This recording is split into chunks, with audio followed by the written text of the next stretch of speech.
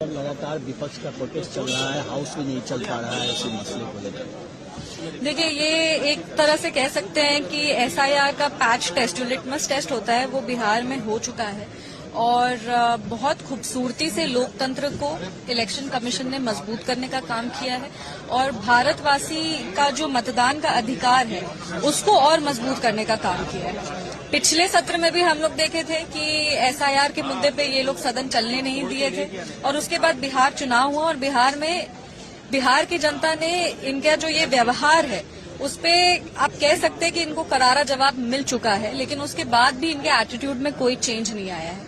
जननायक कर्पूरी ठाकुर जी कहते थे कि जो सदन का समय होता है ना, वो देश का समय होता है, वो देश की जनता का समय होता है। और माननीय मुख्यमंत्री श्री नीतीश कुमार जी ने भी इस चीज को दोहराते हुए कहा कि जो वेल एरिया में जा के बार बार समय बर्बाद करते हैं, वो समय हमारा बर्बाद नहीं हो रहा है, वो देश का समय बर्बाद हो रहा है, देश के हित के लिए जो लोग हैं उनका समय बर्बाद हो रहा है। तो जिस तरीके से ये बार बार एक फॉल्स प्रोपेगेंडा सेट करके, अच्छा, और जिस चीज पे ये डिबेट मांग रहे हैं वो पार्लियामेंट के जुरिसडिक्शन के बाहर का है, वो मुद्दा पार्लियामेंट में डिस्कस हो ही नहीं। इलेक्शन कमीशन एक स्वतंत्र संस्थान है, एक संवैधानिक संस्थान है, उसकी एक प्रक्रिया है। इलेक्शन कमीशन कह रही है कि अगर आपके पास कोई कंप्लेन है, आप उसको उस जो फॉर्मल स्ट्रक्चर है, जो प्रक्रिया है, आप उसके तहत तो कंप्लेन करिए, हम लोग उस पर काम करेंगे। पर आपको वो भी नहीं करना है।